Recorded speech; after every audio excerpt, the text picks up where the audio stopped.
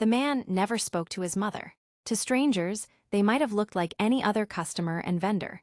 She picked out clothes from his street stall, paid, and walked away without a word. No eye contact, no warmth, nothing. The silence between them was heavier than any argument. But inside him, anger burned. One day, he snapped. He threw clothes at her feet and shouted for her never to appear before his stall again.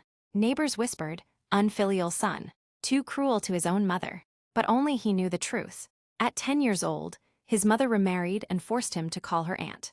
When he dared call her mother, she beat him until he collapsed. His stepfather's sons bullied him daily, leaving bruises across his small body, while his mother stood by, indifferent. Sometimes she even scolded him, blaming him for his own pain. From that moment, their bond was severed. Now, years later, his mother was old, frail and alone.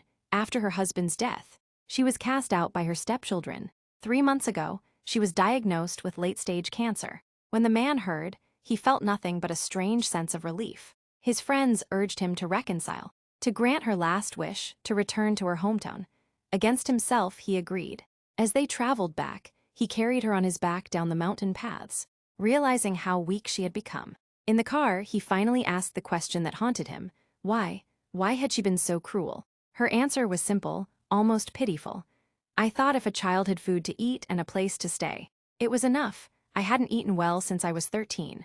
Not until I met your father at 20 did I know what it meant not to starve." The next day, she wished to climb the mountain she had once loved.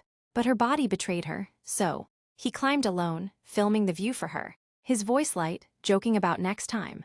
At the summit, as the wind rushed around him, something shifted, hatred melted into sorrow, then into something softer, forgiveness. On the way back, she watched the video again and again. Perhaps she wasn't looking at the mountains at all, perhaps only at her son.